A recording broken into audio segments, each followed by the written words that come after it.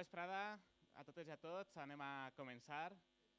Benvinguts a aquesta segona sessió del tercer cicle de la cuina del reportatge. Avui tenim amb nosaltres a la periodista Nayara Reig.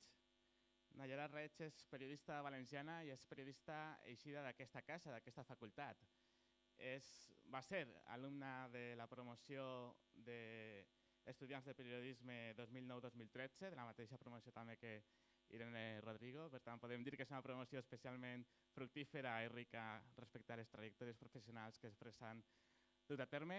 I per a mi, a banda d'aquest motiu, és especialment gratificant també presentar-la perquè va ser la primera promoció que me va patir a mi com a professor. Per tant, veure que després aquelles alumnes han sigut capaces de dur a terme projectes laborals de tant interès és realment una alegria verdadera. I, bueno, què puc dir d'ella? Doncs, com forma part d'aquesta primera promoció a la qual jo vaig fer classes, certament tinc un record molt viu i molt precís de tot el grup i d'ella en particular. Nayara era una alumna constant, molt autoexigent, amb moltes ganes de treball i de descobriment constant. I bona prova d'això, d'aquesta inquietud de Nayara, va ser que durant els estudis de periodisme ja va començar a fer moltes col·laboracions en mitjans propers, com ara el Levante, com ara també Mediauni o també Televisió Espanyola, la delegació de la Comunitat Valenciana. Una vegada ja graduada, una vegada titulada, Nayara va continuar també en el món de la ràdio, col·laborant i treballant en Onda Cero Gandia durant un parell d'anys, en els quals també va desenvolupar tasques relacionades amb la direcció artística i el community manager, dues disciplines en les quals també es va formar posteriorment en estudis a l'Urbalab de Gandia o a la Universitat Autònoma de Barcelona. Però 2 anys després d'eixir d'aquesta facultat, diguem-ne que el rumb de Nayara dona un canvi prou rellevant i significatiu perquè marxa d'Espanya, se'n va a París i és a la ciutat de la llum on comença una nova etapa professional, en aquest cas en Cafè Babel com a responsable de l'edició espanyola d'aquest mitjà. I és en aquesta etapa parisenca on Nayara també desenvolupa una tasca molt notable com a freelance en la capital francesa i treballa duent també la gestió de xarxes socials i la redacció de continguts per a revistes de gastronomia, per a restaurants i per a festivals d'economia. De fet, escriure sobre menjars, sobre estils de vida i viatges és una de les tasques professionals amb les quals més gaudeix Nayara Reig. I va ser l'any passat, al febrer de 2017, quan comença a gestar un nou projecte que li permetrà fer d'aquesta passió una nova oportunitat laboral amb molta projecció. Ella i un dissenyador gràfic, que a més és el seu company, varen, diguem-ne, crear, concebre un nou producte editorial, un nou mitjà periodístic, que és la revista Fame Magazine, que és aquesta que podeu trobar en aquesta portada tan bonica, que va començar a ser concebuda al febrer de l'any passat, com vos deia, i que es va concretar en un producte real a la tardor, quan va eixir este primer número d'aquesta revista semestral que té l'esperit, té la voluntat de dedicar cadascun dels seus números a descobrir-nos una ciutat en particular. El primer número està dedicat a la ciutat de València, la nostra ciutat, i avui Nayara ens parlarà de tots els detalls de com va néixer aquesta idea, de com la van concretar en un producte de tan elevada qualitat, com és aquesta revista Fame Magazine. Si haguérem de fer una analogia, aprofitant el nom de la revista amb el món de la gastronomia, podríem dir que els lectors i les lectores d'aquesta revista no únicament no es quedaran en fam una vegada hagin llegit els seus continguts, sinó que a banda hauran gaudit d'una dieta en ingredients d'elevada qualitat. Doncs res més. Ja li dono la paraula a Nayara i quan vulguis. T'escoltem.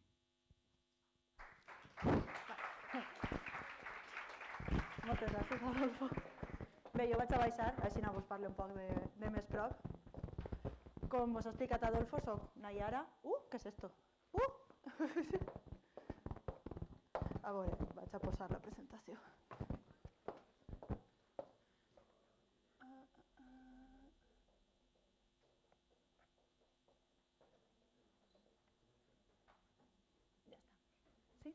¿El micro? Perdón. Ya está.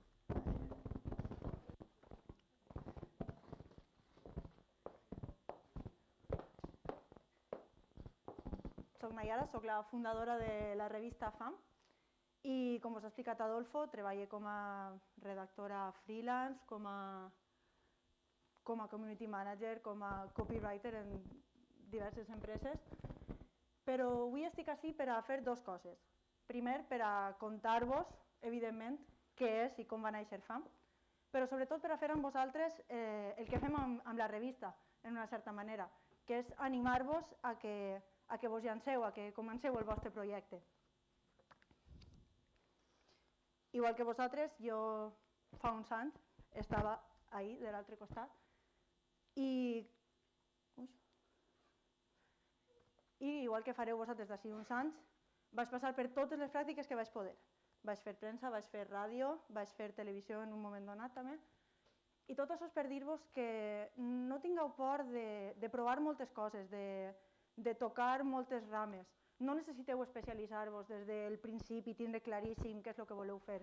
Entre altres coses perquè les pràctiques, a part de donar-vos l'oportunitat de formar-vos i de donar-vos una experiència real respecte al món laboral, també vos dona una oportunitat d'or de provar, de saber què és el que vos agrada més, què és el que no vos agrada gens. Així que no tingueu por i experimenteu, proveu tot el que pugueu. A més, com també vos explicava Adolfo, una volta jo vaig eixir de la universitat, vaig tenir un contracte en Onda Cero, a Gandia, i el que això demostra és que més negre que ho tenia la meva promoció, que vam començar la carrera en plena crisi, vam veure tancar la nostra televisió autonòmica i el número de periodistes que estaven sense feina en aquest moment, en el moment en què nosaltres vam acabar, es comptaven per cabassos. Entonces, el fet de que jo acabe la carrera i tinga l'oportunitat de trobar una feina, evidentment, no era una feina enorme ni era la feina de la meva vida, però era una feina, i era una feina en la que començar i era una feina que em va donar l'oportunitat de provar la ràdio, de tindre un poc el cuc de ràdio que jo crec que se'ns queda un poc a tots després. Així que no caigueu en aquest ànim, en aquesta negativitat que ens conten de no, al final, no podeu treballar, se'n tindreu que anar fora, tal. És mentira. Oportunitats n'hi ha. Més, menys, més fàcil de trobar, menys fàcil de trobar, però estan. I les podeu trobar. Així que aneu perquè no caigueu en la negativitat, no se cregueu que no és possible. Però ja sobretot el que us vull parlar és de l'experiència Cafè Babel. Jo quan estava treballant en Onda Cero, i una volta vaig acabar de treballar en Onda Cero, jo sabia que me'n volia anar fora, jo sempre he volgut treballar fora d'Espanya. Entonces, quan vaig conèixer Cafè Babel, vaig veure claríssim que aquella era la meva oportunitat. Per a qui no ho sàpiga, Cafè Babel és una revista online, un mitjà de comunicació online, dirigit a joves europeus i se publica en 6 idiomes. Entonces, cadascun d'aquests idiomes té un editor encarregat i a mi me van seleccionar per a ser l'editora encarregada de la versió espanyola.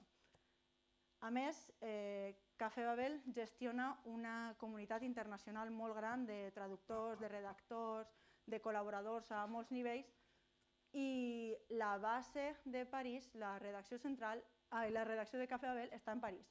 Entonces, jo en aquell moment me vaig mudar a París i allò va sentar un poc la base de tot el que vindria després. Jo vaig passar 10 mesos com a editora de Cafè Babel i primer que res vaig desenvolupar una sèrie d'aptituds que jo no havia tocat mai. Primer, el fet de gestionar una xarxa de col·laboradors que estaven per tota Europa i animar-los a participar era una tasca que jo no havia fet mai. I sobretot el fet de tindre poder de decisió en el que passava en un mitjà de comunicació. Això sí que era totalment nou, perquè jo com a editora espanyola participava amb els altres editors i les decisions editorials les preníem entre nosaltres. Doncs per primera volta sentia que jo podia participar al destí d'aquest mitjà de comunicació. Però sobretot el que em va donar Cafè Babel va ser aquest primer contacte amb una comunitat internacional enorme. I jo me vaig donar compte que l'estar en contacte amb aquesta comunitat internacional era el que jo volia. Jo volia estar en contacte amb ells, conèixer-los, contar les seues històries, parlar d'ells. I va ser ahir quan vaig dir, vale, això és el meu. No sé encara molt bé com ho faré, què és el que faré després, però serà algo relacionat amb això. I aquestes són un poc les meves experiències professionals, però falta una. Falta una i vos vaig explicar quina és. Quan vaig acabar a Cafè Babel, jo estava en París i jo ja havia decidit que me volia quedar en París.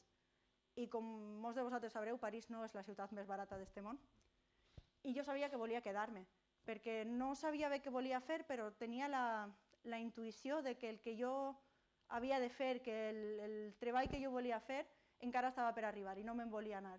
Llavors vaig triar fer un treball alimentari com a dependenta durant uns mesos que me va permetre primer mantenir-me en París per a no tenir que anar-me'n i segon estalviar per a després, aquests primers mesos de projecte en el que no tenia temps per a fer una altra cosa, però evidentment el projecte encara no donava beneficis i aquests estalvis són els que me van permetre continuar amb la marxa.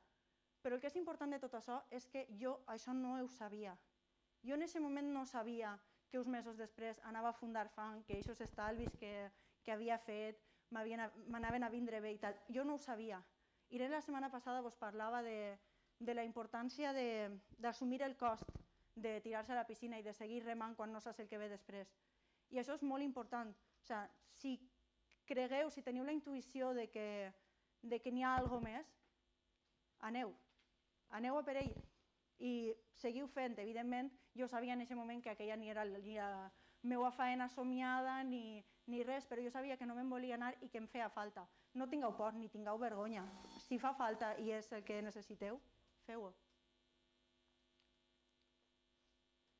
Entonces, ja sí, acaba esta feina i me dic, vaig a començar a buscar feina de periodista.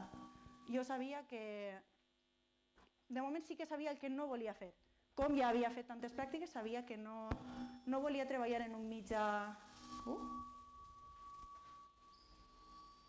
No volia treballar en un mitjà de comunicació tradicional, diguem. Jo sabia que no volia treballar en una redacció d'un periòdic o no volia treballar alçar-me tots els dies a les 6 del matí per anar a fer l'informatiu del matí de ràdio, com havia fet a Onda Cero.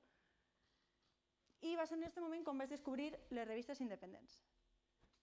Quan vosaltres imagineu la redacció d'una revista o la creació d'una revista, què imagineu? M'imagino que una redacció, un director, seccions, tal volta un cap de secció, amb diversos redactors al seu càrrec. Bé, aquest no és el cas de les revistes independents. Les revistes independents no funcionen així. Les revistes independents són moltes voltes, la majoria de voltes, un grup de persones molt menut o inclús en algunes ocasions una persona que treballa amb diversos col·laboradors per a cada número. Doncs és un mitjà de comunicació molt més menudet. Per què són independents? Perquè no pertanyen a grans grups de comunicació. Vos he portat alguns exemples per a ensenyar-vos el que jo descobria en aquell moment. Per exemple, la revista Ancoch, que parla d'emprenedors, són moltes entrevistes i molts perfils que donen un poc ganes de fer coses. És un poc la idea darrere. Tenim Fricot, que parla de menjar, però un poc, com veig un poc en la portada, tirant a cultura pop, però sempre parlant de menjar. Tenim Les Odes, una revista de viatges, i vos n'he portat una espanyola, que és Fuet. Sí, Fuet, és una revista catalana que se ven per tot el món. Podeu anar a Tòquio i trobar-vos amb Fuet en una llibreria. Està en anglès i té una xicoteta versió en espanyol al final. Tot això per dir-vos que no és una cosa, no és una tendència de l'estranger. En Espanya també existeix, el que passa és que està un poc començant. Entonces, jo en aquell moment descobrisc que les revistes independents les treballa un equip molt menudet. I clar, jo me vaig sentir superfrustrat. Dic, ui, jo, que soc periodista, no sé que això és una opció. Jo no tenia ni idea de que, primera, ni de que existien aquestes revistes antes de començar a descobrir-les en París, ni de que teníem aquesta opció com a periodistes de treballar en un mitjà d'aquestes característiques i molt menys de crear-lo. me vaig sentir, jo me sentia estafadíssima. Dic, si jo he acabat una carrera de periodisme i no tinc ni idea de lo que fa falta per crear un mitjà de comunicació com este, qui ho sap? Qui sap com se crea una revista independent? Perquè jo en aquell moment investigava per a fer-los una proposta per a treballar per a ells. Però clar, pensant, ho comento en el meu company i dic, clar, si és que aquestes revistes, dic, joder, que si aquesta gent pot crear una revista, i jo soc periodista també, és que jo també podria crear una revista i portar-la avant. I el tio va i me contesta, pues sí, clar, si és que jo ho tenia en ment, tu t'encarregues de la direcció editorial i jo m'encarregue de la maqueta. I dic, pues m'hagués pogut dir antes, perquè jo no ho havia pensat. Entonces nos posem a treballar un poc en esta línia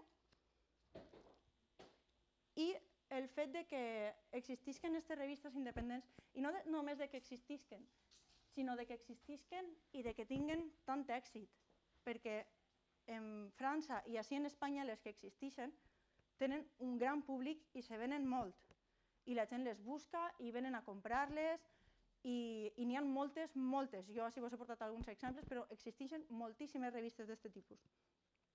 Entonces, el fet de que existisquen i que tinguen tant d'èxit demostra una cosa, que és que el periodisme de qualitat i en profunditat, que és el que fan aquestes revistes, tenen molt de contingut, donen una importància molt gran als reportatges, als articles, a l'aspecte visual. Entonces, el públic per a aquest tipus de publicacions sí existeix.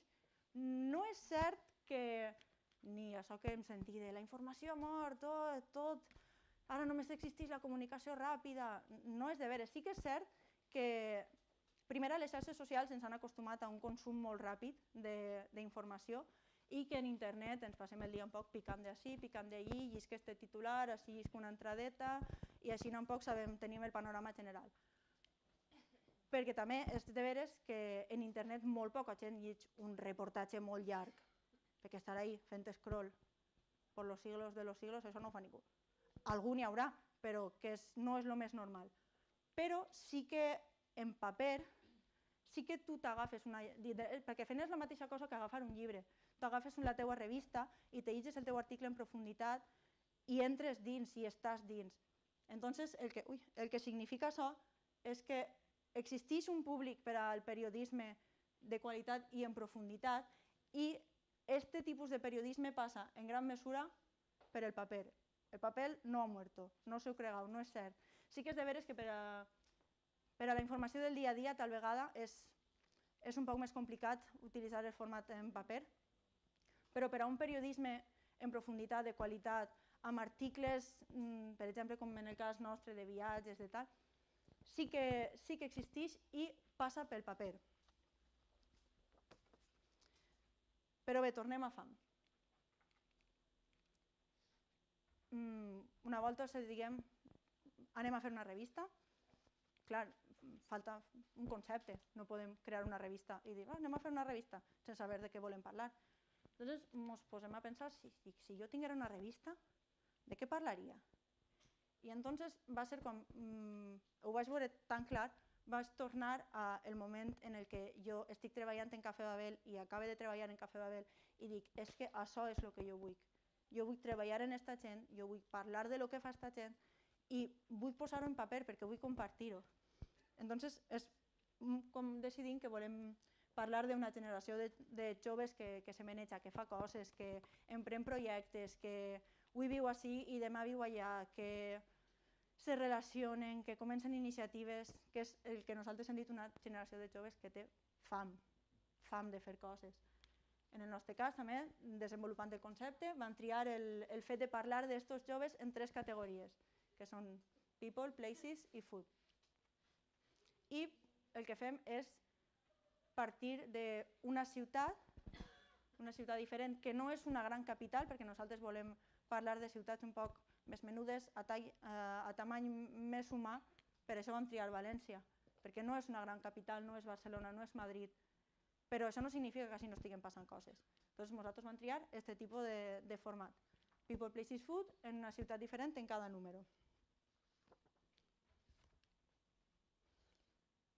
I una volta ja tenim el concepte desenvolupat, Si vos puc donar un consell per a aquestes primeres fases, és que penseu en el lector. Penseu en el lector perquè és a ell a qui parleu, és a ell a qui voleu contar-li coses. I no podeu oblidar-lo perquè saber i conèixer bé al vostre lector posarà la base de tot el concepte i de tot el contingut que vindreu després, perquè evidentment no és el mateix parlar-li a una persona de 18 anys que parlar-li a una persona de 35, a una persona que viu en un poble que a una persona que viu en una gran capital com Nova York. No podreu parlar-li de la mateixa manera ni podreu parlar-li dels mateixos temes. Entonces, al principi, penseu en el lector, és la base. Comenceu a partir d'ahí. Aquí vull parlar-li, què és el que vull contar-li, i a partir d'ahí comenceu a construir. Jo tinc una anècdota de quan feia pràctiques en Televisió Espanyola, la Comunitat Valenciana, i un dia vaig anar a fer una peça en un redactor i quan tornem me deixa a mi escriure el text per a acompanyar la peça. Jo me poso a escriure i ell se posa darrere de mi a mirar el que estava fent. Clar, me direu, qui pot escriure així? En el redactor ahí mirant-te. Jo escrivia una frase i la borrava. Escrivia una altra frase i la borrava. Dic, ostres, no. I Ernesto se queda mirant-me i me diu, i ara què fas? Jo que no sé massa bé què vull contar, no sé què vull dir i tal, i no trobo la manera de començar. Entonces ell me diu, però què és el que vols dir? I jo, pues vull dir que esto y esto, clar, jo començo a dir-li de què anava la notícia, pues n'hi ha que contar això i això, i me diu, no, això és el contingut de la teva notícia. Tu què vols dir? Clar, ell m'estava preguntant quin és l'objectiu d'esta notícia, què és el que vols contar i a qui li ho vols contar. Entonces me va dir esta frase que a mi se m'ha quedat ahí i la gaste molt. Uno no sale de viaje sin saber a dónde va. O sea, per a començar a escriure, evidentment, cadascú tindrà després la seva tècnica i les seues maneres de treballar, però per a començar a treballar necessitem saber què és el que volem dir. I aquesta és la frase. Una volta sabem on volem anar, podem començar a pensar en quin contingut volem que tinga la nostra publicació o el nostre mitjà.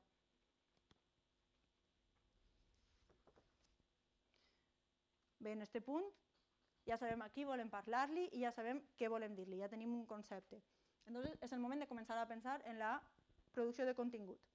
En aquest punt tenim redacció, traducció, edició, fotografia, shooting de fotos, briefing per als il·lustradors que volem.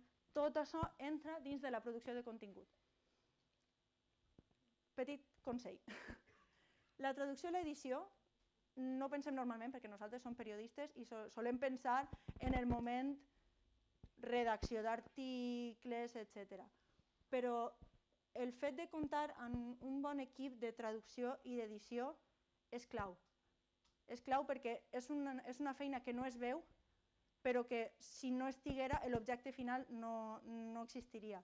I per això és tan important pensar en els col·laboradors, rodejar-se de les persones adequades, tant evidentment d'altres redactors com de fotògrafs, com d'il·lustradors, com d'editors de vídeo, inclús de gent que gestiona les xarxes socials. És important que tingueu a la gent adequada amb vosaltres perquè seran ells els que vos ajudaran a treure el projecte. Sense ells no aneu a fer-ho. I l'últim consell, que durant la producció de contingut no pensem en això. Pensem en la redacció, pensem en tal, una volta tinguem editat el text, no sé què. Però n'hi ha una cosa que hem de saber i hem de valorar, que és que mentre estiguem produint el contingut passarà en totes les fases del projecte, vos ho dic ja, però en la producció de contingut se veu un mes, que n'hi haurà moltes coses que no eixiran com vosaltres voleu. I no passa res, simplement tindràs una entrevista que no ha sigut tan interessant com tu esperaves, o un fotògraf que t'ha deixat penjat i tens que buscar algú ràpid, o jo què sé, un article que arriba amb retras, però no passa res. El que és important és que siguem flexibles i siguem capaços d'analitzar la situació i canviar de rumb, canviar el que estem fent, modificar-ho, i no passa res. Passarà, però mentre sigueu capaços de ser flexibles i d'adaptar-vos a la situació, no passa res, tot va bé.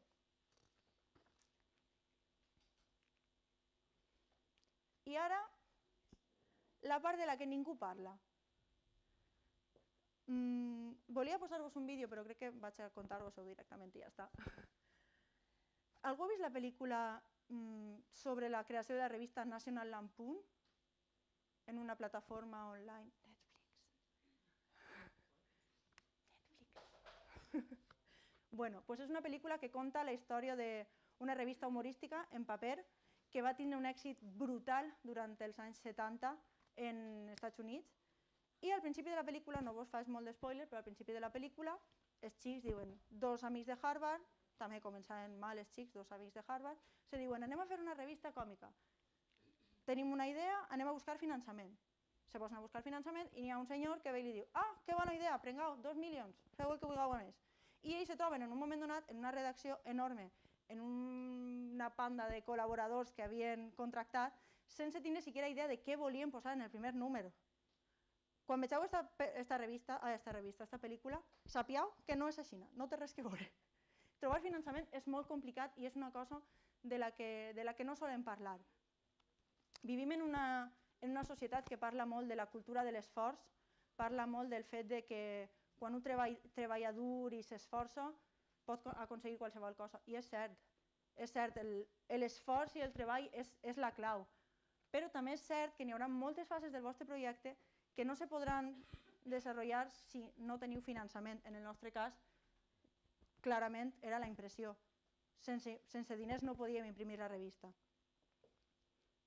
Així que no tingueu por de parlar de diners amb la gent, de dir necessitem tant, de demanar molts pressupostos, de fer previsions de gastos, de tocar a moltes portes, perquè al final és això el que va permetir-vos portar el vostre projecte endavant i els diners són una part fundamental d'aquest projecte. I sobretot tingueu previst tot el que pugueu, perquè sempre gastareu més del que inicialment havíeu previst. Això està claríssim. Així que tingueu previst tot el que pugueu, fins a les coses més menudes. Necessitarem un celo especial per a tancar els sobres quan enviem les revistes, què tal? Això no ho pensa ningú i al final és una cosa que val diners i que s'ha de pagar. Llavors, tingueu una previsió àmplia, sabent que sempre arribareu a sobrepassar-la, però tingueu una previsió de tot el que pugueu. I en el nostre cas, el que vam fer per a finançar la impressió de la revista, nosaltres havíem comptat la producció pel nostre compte, això no ho vam entrar, però sí que necessitàvem finançament per a la impressió i per a pagar els nostres col·laboradors. Perquè el que sí que teníem nosaltres molt clar era que jo ja ho havia fet molt i jo no volia fer treballar a la gent gratis per a mi, perquè amb l'excusa que comencem o érem menuts, és una feina i les feines es paguen. Doncs necessitàvem diners per a la impressió i per a pagar els col·laboradors, fotògrafs, redactors, il·lustradors. Entonces el que vam fer va ser optar per una campanya de crowdfunding en la plataforma Kickstarter, que va començar per el mitjà de setembre.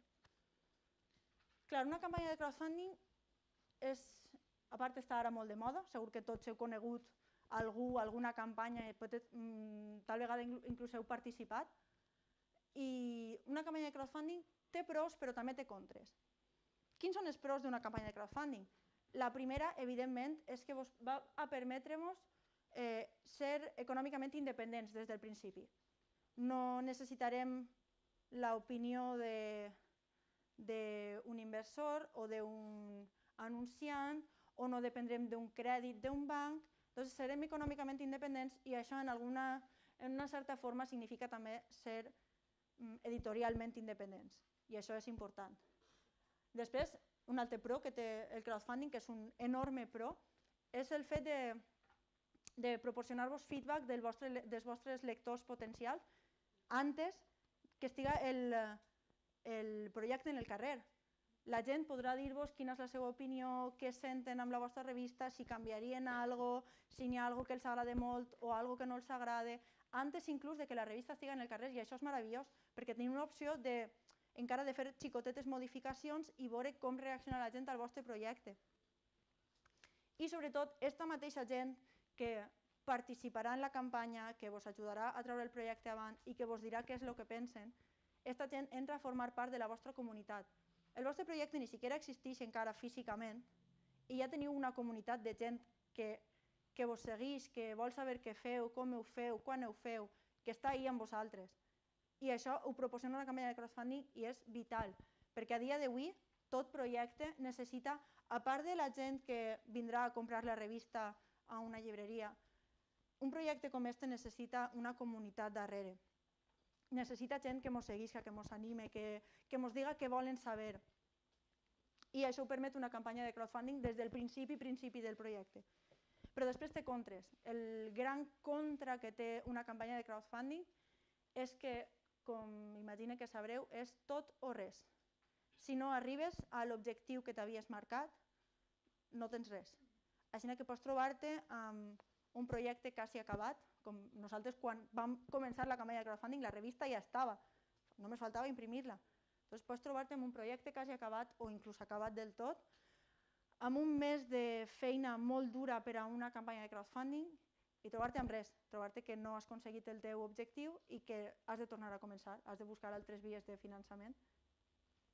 I l'altre contra, que és un contra un poc, però és un contra, és que una campanya de crowdfunding és una feina a temps complet. És moltíssima feina. Des de la creació de la campanya en si, amb els textos, el vídeo, les xarxes socials, fins a tot el manteniment de la campanya. Necessitareu posar-vos en contacte amb altres mitjans de comunicació, posar-vos en contacte amb altres editors per a que parlen de vosaltres. Necessitareu, evidentment, que la gent parli de vosaltres per a que participen a la campanya. I això és un mes o un mes i, perquè normalment són alrededor d'un mes, de molta, molta feina. Així que, per exemple, portar una campanya de crowdfunding al mateix temps que estem treballant i tal, és complicat. Tota la gent que farà crowdfunding us dirà que és un període molt estressant. Però, a part, el crowdfunding té una altra cosa, que he tingut problemes en qualificar-lo entre pro i contra, que és que t'obliga a tocar moltíssimes altres categories que en principi no entren dins de la feina d'un periodista, per exemple, com poden ser màrqueting, xarxes socials, edició de vídeos, si tens que editar tu el teu propi vídeo. Faràs moltes coses que en un principi no entren dins de la teva feina i que segurament o no has fet mai o les has fetes però no tens ni idea de com es fa. I és complicat. Però això és la part del pro, que el fet de tindre l'oportunitat de tocar tantes rames diferents dins del teu propi projecte te fa tindre un control del teu projecte i del que dona el teu projecte i del que es produeix que segurament no tindries en un altre tipus de feina o en un altre tipus de projecte. Eres tu qui té el control de tot el que està passant, que sí que és cansat i que t'has que preparar molt i que t'has que fer moltes coses diferents. Però al final això és positiu, també t'obliga a estar pendent, a seguir aprenent. I si, com en el nostre cas, acabeu amb èxit la campanya de crowdfunding, perfecte, podem enviar la revista a la impressió i te trobes amb un munt de revistes que tens que vendre. Dius, ja tinc la revista i ara què? Què faig en això? El primer que res és fer conèixer el projecte, fer parlar de tu. Avui tenim una eina enorme i meravellosa que són les xarxes socials, que ens permet tindre una finestra al món, a un món que segurament d'altra manera no podríem arribar. O sigui, a nosaltres ens han comprat revistes des d'Austràlia, Estats Units, Isla Mauricio, i aquesta gent ens ha trobat per les xarxes socials, no ens ha trobat de ninguna altra manera. Jo no he fet una campanya de comunicació en Estats Units. Doncs les xarxes socials sí, però no només. També hem de pensar en mitjans de comunicació, hem de pensar en altres editors del sector que puguem fer parlar de nosaltres o donar-nos consells. I ja després, efectivament, tens totes les teues caixes de revistes i les tens que traure, les tens que vendre. Doncs és el moment de parlar de difusió.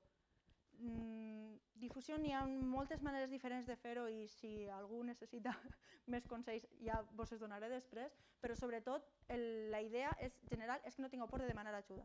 Evidentment hi haurà una part de la difusió que podreu fer vosaltres mateix a través d'una e-shop o a través de fires o a través inclús de buscar vosaltres, de contactar punts de venda i dir mira, tinc aquest producte, vos interessa? Però sobretot el que és important en aquest punt és que demaneu ajuda. Demaneu ajuda a altres editors que vos puguen dir doncs nosaltres estem ací o estem allí o ens ha ajudat molt parlar en no sé qui i demanar ajuda als distribuïdors professionals, que són ells els que vos podran...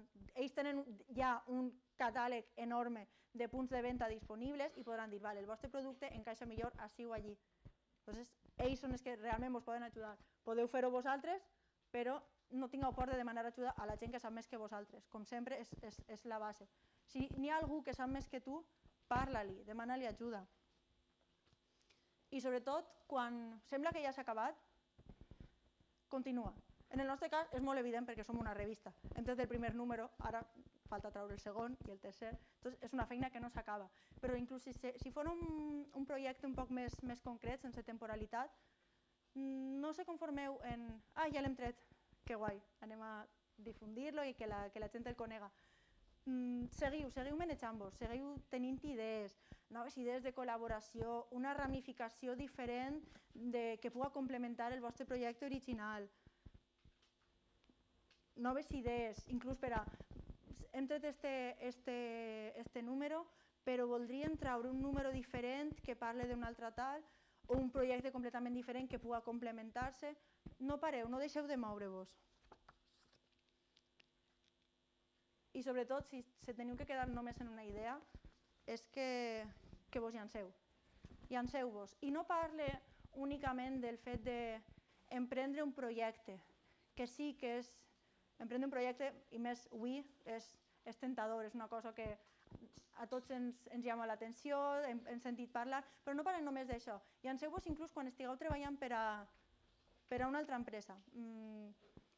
No sé, proposar un projecte dins de la vostra empresa, una manera diferent de treballar.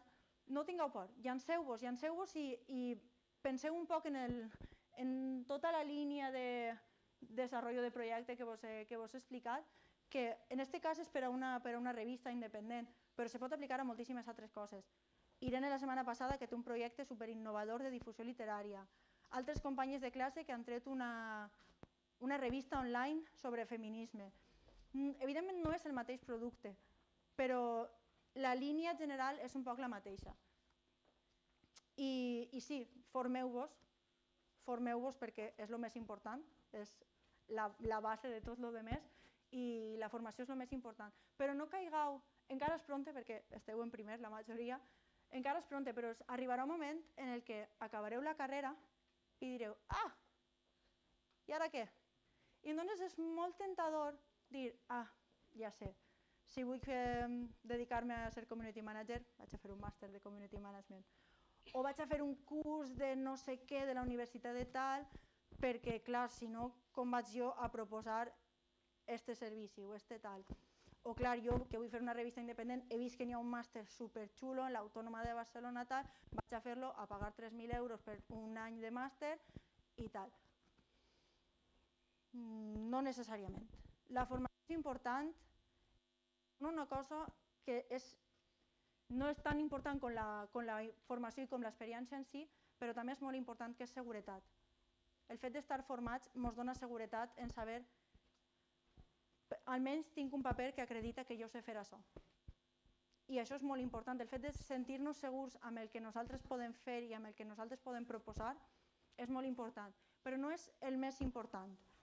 Al final, llançar un projecte o llançar una experiència o dins d'un grup de feina o dins d'una empresa proposar una secció diferent que no existia, llançar un projecte, siga de la natura que siga, és dur i és complicat, però també és enormement satisfactori i formador, perquè al final el fet d'estar traient un projecte avant és formador com quasi res i mai, segurament mai, aprendreu més que en la pràctica, que traient avant el vostre projecte, que vegem-vos obligats a dir ui, que me fa falta nocions de màrqueting, te poses a estudiar màrqueting com una loca. Ai, espera't que me falta un poc de com funciona la difusió. Doncs parles en tots els editors que coneixes per a que te conten com treballen ells la difusió de la seva revista. I això també és formació. No aprendreu mai més que durant el desenvolupament d'un projecte, perquè al final mai estem prou preparats i el que s'ha de fer és això, és llançar-se.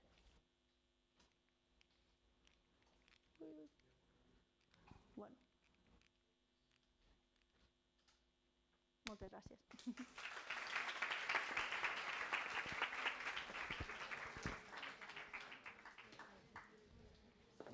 gràcies, Nayara, crec que ha estat una sort poder conèixer de primera mà quin ha estat tot el procés de creació d'aquesta revista que realment presenta un producte de tan elevada qualitat i que de segur té encara molts números per davant per a eixir. I ara és el vostre torn, és el moment que plantegeu preguntes, qüestions, que feu comentaris al respecte del que ens ha contat Nayara per a poder aprofundir una mica més en la seva experiència.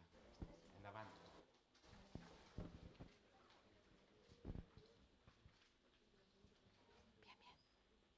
Vinga, qui és llançant la primera pregunta? No passa res, si no teniu preguntes.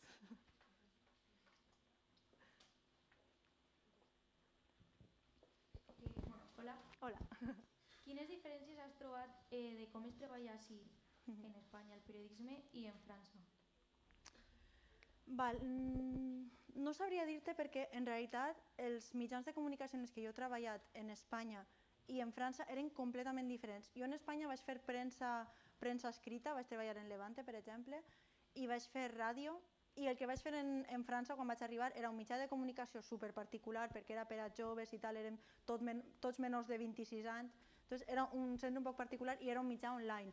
A més era finançat per una associació, era un poc diferent, entonces no sabria dir-te respecte al funcionament d'un mitjà de comunicació com funciona diferent. El que sí que puc dir, per exemple, és que respecte a les revistes independents és una cosa que en França està completament establit, n'hi ha moltíssimes, parla de França però podria parlar també de Regne Unit, n'hi ha moltíssimes també, i sí que és un sector que allí està molt més desenvolupat i així en Espanya arranca, poquet a poquet.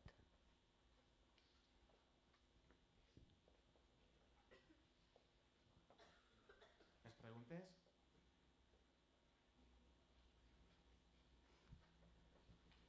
Aprofito jo per a fer-te una mentre que pensi en alguna altra. En el sentit, Nayara, en què la revista fa la previsió de que cada número es dediqui a una ciutat en particular, què feu per tal que aquesta revista no es pugui confondre en una guia turística, per exemple? Bona pregunta. De fet, en aquest primer número hem tingut un poc, no este problema, però sí que ens hem confrontat directament a algo que no ens esperàvem, que és que ens han comparat molt en una guia turística. Nosaltres creiem, primera, que nosaltres no som una guia exhaustiva, no hem fet una guia ni de totes les iniciatives de les que podríem haver parlat, ni de la cultura valenciana en si, sí, mencionem les falles en un moment donat, però des d'un angle també un poc particular. Entonces, i és una cosa que anem a posar molt l'accent en això per al segon número. O sigui, nosaltres parlem de la gent que viu en una ciutat i què fan i com treballen i quins projectes tenen. Sí que és cert que evidentment parlem de la ciutat perquè això també influencia la manera en la que la gent treballa i viu la seva vida, però nosaltres parlem de la gent, parlem menys de la ciutat i més de qui la viu.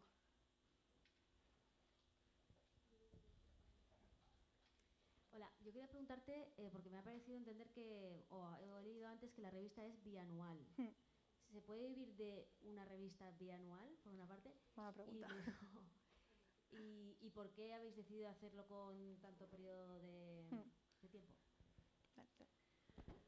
Te conteste primer si te conteste en valencià? Sí? Vale. Te conteste primer a la segona. La fem en tant d'espai de temps perquè una producció d'una revista d'aquestes característiques porta molt, molt de temps. Nosaltres, primer, per a la producció en si, el que fem és desplaçar-nos a la ciutat i en València vam estar 2 mesos perquè les circumstàncies ho permetien, però en general estarem entre 3 setmanes i un mes en la ciutat de la que volem parlar, descobrint totes les iniciatives, fent entrevistes. Una volta tornem, comencem amb la redacció de textos, amb les edicions, les fotos. Entonces, tot això pren molt de temps. Entonces, per a poder-ho fer bé, idealment en algun moment ens agradaria poder fer-ho més curt, però de moment sabem que comencem i que ni som experts ni podem assegurar una producció de cada 3 o 4 mesos, hem decidit fer-la bianual. I la segona pregunta, és que se pot viure d'una revista bianual? Evidentment, vaig a ser superclara, de moment els beneficis que tenim van directes a la revista, o sigui, van directes a produir el següent número, però també és de veres que només n'hem produït un i en un tiratge un poc menut, perquè era el primer, per a veure, però sí que amb un tiratge més gran i amb una distribució internacional, que és el que estem intentant, sí que deu ser possible. Sí, també és de veres que nosaltres plantegem el projecte de manera que ens permetisca seguir fent coses. O sigui, jo no vull abandonar la possibilitat de treballar per altres mitjans de comunicació, de fer altres coses, de fer altres projectes. Doncs sí que és de veres que, si no la revista directament, les coses que vindran amb la revista, si en algun moment ens dediquem a fer comunicació, a fer tal, sempre lligat a la revista, sí que es pot. Evidentment, segurament no serà la venda de la revista en si el que donarà beneficis i el que ens permetrà viure, però sí que deu. Tardarà un temps, però és possible.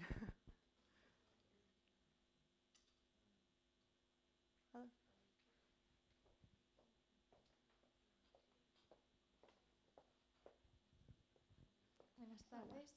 Te quería preguntar qué le hace falta a una ciudad para que elijas dedicarle un número. Vale, nosotros cuando empezamos a quedar, para Valencia fue muy fácil, porque al ser el primer número, yo soy de Valencia, la opción era, la elección era bastante evidente. Yo ya tenía los contactos, conocía las iniciativas, sabía lo que estaba pasando en la ciudad, entonces era bastante fácil. Para los siguientes números lo que hacemos es hacer un barrido, por ejemplo, de las ideas que nos vienen a la mente o de las ciudades que nos han recomendado amigos de amigos. Como comentaba, Café Babel me ha dado muchas cosas y una de esas cosas es una gran comunidad internacional de gente que conoce una ciudad, que entonces te hablan. Entonces hacemos un barrido y hacemos una pequeña selección y con esta selección empezamos a buscar un poco por encima, porque si no nos volveríamos, no vamos a producir una revista de cada una, pero empezamos a buscar lo que está pasando, vemos un poco el ambiente general, encontramos ideas y vamos anotando. Al final, 8, dices, estas 3 evidentemente no hemos encontrado nada interesante fuera, nos quedan 5. De estas 5 hay 2 que parecen muy interesantes, otras 3 son interesantes, pero estas 2 y al final hacer la elección es bastante fácil.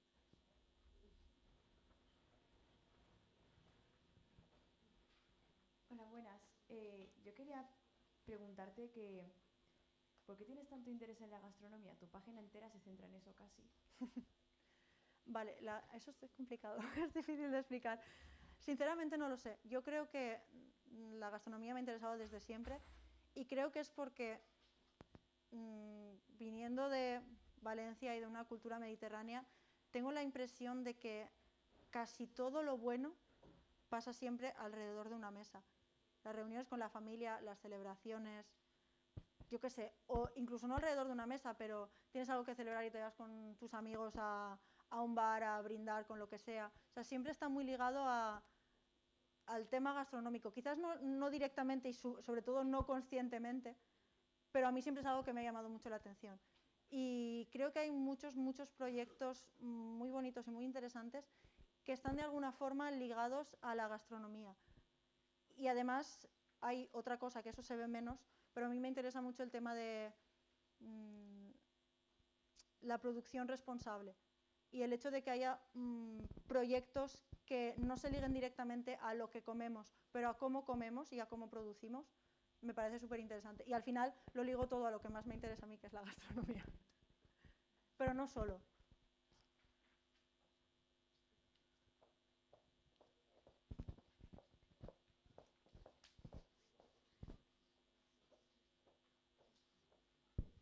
Buenas tardes. A ver, tú has dicho que toda la revista, ¿vale? Las has empezado a pagar con un crowdfunding, ¿no? O como se diga. Pero eso es una primera vez, que Sí. yo sepa. No puedes estar todo el rato constantemente Exacto. pidiéndoles para que te paguen el segundo número. Ujú. Entonces, ahí yo creo que entra un problema y es que aparte de las ventas que tú tengas, si quieres tener algún beneficio necesitarías alguna publicidad. ¿Tú cómo llegas a este punto? ¿Cómo puedes conseguir la publicidad? Vale, el tema de la publicidad es complicado porque además normalmente los anunciantes te piden cifras. Te piden cifras que en un primer número no tienes, tú no sabes. Sí, puedes saber cuántos quieres imprimir, pero ya está, no sabes ni cuántas ventas vas a tener, ni qué proyección vas a tener, ni cuántos puntos de venta. Entonces para un primer número es muy complicado. Pero para los siguientes, la idea es esa, al final tú coges las cifras que tú tienes, coges a marcas que puedan ser afines a tu proyecto y vas y le dices, mira, yo tengo este proyecto, nuestra idea es hacer esto y tenemos estas cifras que demuestran que nos va bien. ¿Os interesa? Habrá quien te diga que sí, habrá quien te mande a paseo, obvio. Pero es una cosa que lleva tiempo, pero se puede hacer. Al final, evidentemente, sí que hay revistas que funcionan. No es exactamente un crowdfunding, pero es el mismo principio, que es algo así. Hay plataformas que sí, existe el sistema de la suscripción, que ese es el básico, es el sueño de todo editor. Suscribíos a revistas, porque eso les va a permitir sustentar el proyecto, pero sí que hay plataformas que existen así. O sea, al final lo que hace una persona es comprar su ejemplar antes de que esté impreso, que es lo mismo. O sea, tú financias tu ejemplar para que puedan imprimirlo. Y sí que hay plataformas que funcionan así. Nosotros dijimos que haríamos un primer crowdfunding y para los demás nos gustaría contar con, evidentemente, con las ventas del primer número, conseguir anunciantes, conseguir patrocinadores también, más que anunciantes. Y es algo que lleva tiempo, pero se puede. Simplemente eso, tú buscas marcas que sean afines a tu proyecto, llegas con tus cifras y les propones. Ya que nadie se lanza, una cosa. Dime. No, bueno, vale. Tú cuando llegas a este punto, ¿te recibes, por ejemplo, alguna ayuda, algo que te haga que puedas seguir lanzando estos números? ¿Yo particularmente o la revista? La revista, claro. No, la revista sale sola. Sí que es verdad que luego puedes contar con, por ejemplo, en nuestro proyecto en concreto es un poco más complicado, pero sí que hay proyectos de cierto tipo que pueden contar, por ejemplo, con financiación europea o con la ayuda de la oficina de turismo de no sé cuántos o de no sé qué marca patrocinadora que no está exactamente ligada a tu proyecto, pero le interesa poder decir yo he participado a esto y existen las marcas que patrocinan proyectos así, aunque no sean directamente ligados a su empresa. Y nosotros de momento no estamos ahí.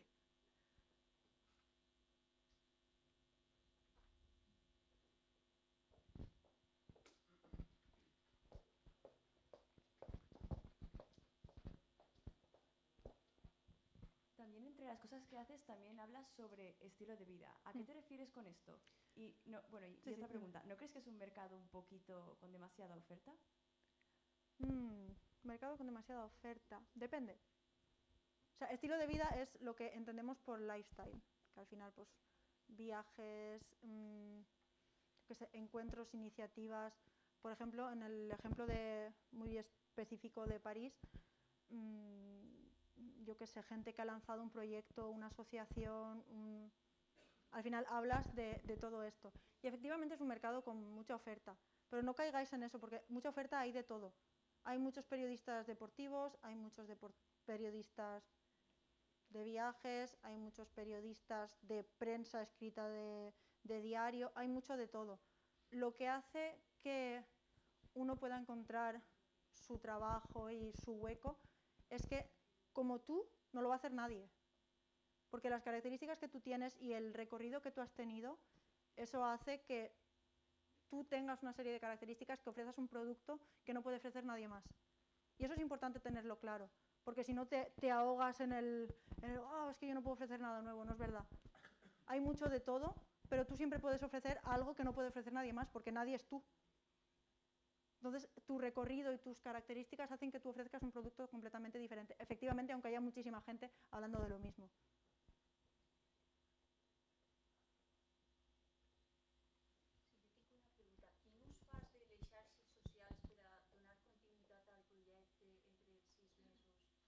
Val, efectivament, el fet de mantenir aquesta comunitat que hem creat connectada al nostre projecte durant el temps en el que no estem ahí és vital. És vital perquè una volta és que al pròxim número seguirem necessitant que estiguen ahí. Entonces el que fem és compartir amb ells el nostre procés, des de què estem fent, on estem. Evidentment, quan va eixir el primer número va ser molt fàcil perquè teníem el crowdfunding, després teníem la impressió, clar, damunt nosaltres, com era un poc el nostre bebè, també teníem moltes ganes d'ensenyar el que estàvem fent i la gent estava molt contenta i molt reactiva. Però si no, després també mostrem el que estem fent, durant la producció del contingut mostrem tenim una entrevista amb no sé qui que fa tal, o inclús després de l'eixida del número seguim parlant del que hem parlat en el número, diguem, sabeu que en el primer número de FAM comentem que no sé quantos de les falles, per exemple, ara que arriben les falles, o sabeu que, jo què sé, o hem entrevistat a no sé qui, és una manera de mantenir-los ahí. I sí que, a més, nosaltres ara encara no, perquè estem creant una nova web per al llançament del segon número, va tot al mateix temps. Per al llançament del segon número estem creant una web en la que sí que tindrem contingut. Serà una web en la que publicarem articles d'altres col·laboradors d'altres ciutats, perquè clar, 2 ciutats per any és poc. És poc per a contar la vida d'una generació, que és el que nosaltres volem fer.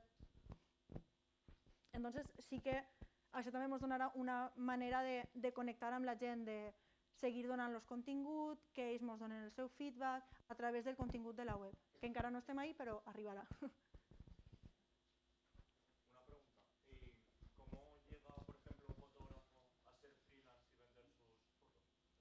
¿Cómo llega un fotógrafo a ser freelance y a vender sus fotos? Por ejemplo, sí. Vale. ¿Cómo te llegan a ti para venderte? Vale. Evidentemente el tema freelance va, cada país tiene su historia, en España son los autónomos, en Francia es otro sistema, pero eso cada uno tiene su historia. Y luego lo que hacen, nosotros para este primer número teníamos las dos. Tuvimos a gente a la que contactamos directamente porque ya conocíamos. Es lo bueno, o sea, yo no llevo 25 años en el negocio del periodismo, pero tengo contactos, conozco a gente. Entonces sí que cuando nos proponemos sacar el primer número dijimos, ostras, estaría genial tener una serie de fotos de nuestro amigo Tomás, porque hace fotos súper chulas y encajaría súper bien. O las ilustraciones de no sé quién para tal artículo. Entonces ahí sí que lo propones directamente, pero sí que nos ha pasado mucho, por ejemplo, para los próximos artículos que van a salir en la web, que hay gente que nos contacta. ¿Os interesa? ¿Lo veis para algún un fotoreportaje o para un tal? Y la gente nos contacta directamente. Si nos interesa, le decimos que sí, si no, guardamos su contacto y para el futuro. ¿Tenéis versión online de la revista o solamente papel? No, de momento tenemos solo papel, pero cuando creemos la nueva web, sí que... Ahora tenemos una web, pero es una web vitrina con la eShop y poco más. Aparte tenemos las redes sociales, pero cuando tengamos la nueva web sí que habrá artículos, habrá contenido que irá llegando. Entonces no será una versión online de la revista, pero será como un complemento de otras ciudades, otros proyectos y contenido nuevo. Buenas, una pregunta. Una vez entrada en la mecánica de autofinanciación y ya de cara al siguiente número, ¿tenéis algún plan ya para números pasados y de ir reeditándolos o subiéndolos a la web? Porque en este tipo de publicaciones muchas veces el lector habitual tiende a reclamar números pasados, ¿no? Y sé que hacer tiradas de reedición muchas veces es ya un riesgo, como un riesgo a cuestas, aparte de la nueva edición. ¿Tenéis algo pensado para este caso? Es una buena pregunta porque además sí que es algo que nos pasa y ya nos lo estamos planteando. Cuando nosotros, no sé si os lo habíamos dicho, pero salimos con 2 versiones, una en francés e inglés y otra en español e inglés, que salieron pues X cientos de tantas. Y por ejemplo de la versión española nos estamos quedando sin stock y hemos pensado en plan, ¿qué hacemos? ¿Sacamos más antes de sacar el próximo número? ¿O sacamos más sabiendo que cuando saquemos el próximo número quizás haya gente que quiera comprarse los 2? Maravilloso. Y nos lo hemos planteado, pero sí que es verdad que seguramente no, por una sencilla razón, que es que cuando un proyecto como este está terminado, en cuanto tú lo tienes en las manos dices, ¡ay, esto lo podríamos haber hecho de otra forma! O podríamos haber cambiado tal artículo. Entonces, sabiendo que necesitamos seguir moviéndonos hacia adelante, dedicar tanto tiempo, porque eso llevaría mucho tiempo, a retocar lo que ya está hecho, es demasiado. Y efectivamente, como tú decías, es un riesgo muy grande. O sea, volver a editar para que sea rentable, decirle al impresor, sácame 200 copias, eso no me lo va a hacer. O me lo va a hacer, pero yo no voy a poder asumir el precio de esa impresión. Entonces, para que sea rentable había que imprimir muchas y sabiendo que es un número pasado sería complicado. Entonces, normalmente no. Que luego, oye, tenemos una demanda de 2000 que nos llegan un día, pues oye, sí, pero lo dudo. Sí, exacto. Sería si llega ese momento, quizás nos lo planteemos, pero en un principio no. Sí, si tú lo ves y lo miras y lo remiras y está perfecto, no tiene ni una falta de ortografía, no tiene nada, entonces igual sí, pero eso es raro.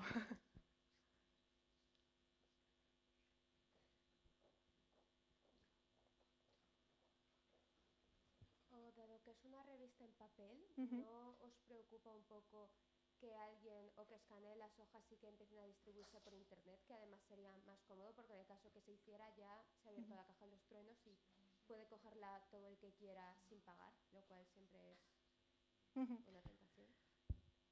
Sí y no. O sea, sí, evidentemente nos preocupa que nuestro contenido acabe en cualquier parte, pero no porque nosotros partimos de la base de que el público que compra una revista como esta también está comprando el objeto.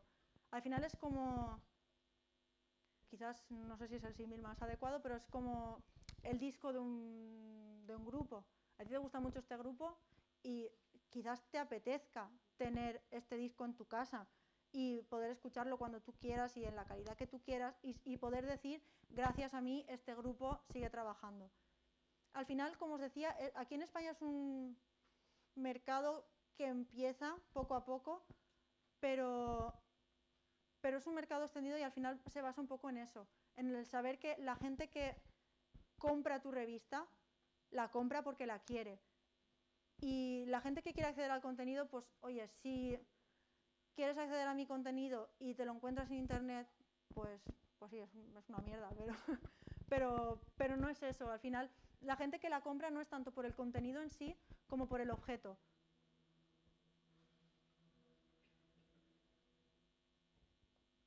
En relació amb aquesta qüestió del públic, Nayara, jo volia fer-te una altra pregunta. Has parlat a l'inici de la importància de dues fases, no? Les primeres fases del disseny de la revista, que és el concepte, i l'imaginar al lector, no? Al qual t'adreces. Ara que ja el primer número fa uns mesos que està al carrer, volia saber, per una banda, quines coses esteu fent per intentar de conèixer finalment quin és aquest lector o lectora que a la pràctica està llegint la revista, i en segon lloc si se correspon o no a aquest lector ideal que havíeu imaginat. Vale. Lo bo que tenim, ara que la revista ja està en el carrer, és que accedir a dades de qui són els nostres lectors és prou fàcil. Primer tenim accés a les dades de la gent que la compra online, això és prou fàcil, i si no directament, com dia, pregunteu a la gent que sap més que vosaltres. Aneu als punts de venda i digueu qui està comprant la revista. I ells seran els que millor vos poden dir, doncs mira, són sobretot gent del món del disseny que tindrà vora la trentena, que venen només a comprar la revista aposta perquè saben que està així i se l'emporten. O sigui, ells seran els que millor vos podran dir qui és el comprador. I efectivament, ara tenim l'oportunitat d'accedir a això. I això no significa, que això no ho he dit antes, però el fet que creeu una comunitat i que vos seguisquen i que estiguen ahí, no significa que aquesta comunitat que està ahí tots els dies siga la mateixa que va a comprar la revista.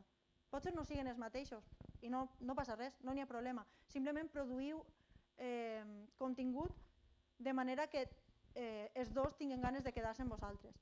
I sí, es correspon amb el lector que havíem imaginat, però un poc no, perquè sí que és cert que nosaltres havíem imaginat un lector 25, 35 anys, teníem certes idees en el cap, però ens hem donat compte que això parlava més de la nostra comunitat que del lector de la revista en si. Entonces sí que estem un poc adaptant als lectors que sabem que tenim i al final és un procés que durarà 2 o 3 números, no anem a fer-ho en seguida. També amb el segon número direm, ui, este contingut no, perquè els lectors al final no volien això i tenen que tornar a virar. Entonces és un poc un procés en el que s'estem adaptant, però sí que més o menys anàvem ben encaminats. Sí que evidentment tenim que fer certs ajustaments, però... Alguna pregunta més? No? Doncs jo crec que ho podem deixar així. De nou agrair a Nayara Reig que ens hagi presentat la revista i sempre benvinguda.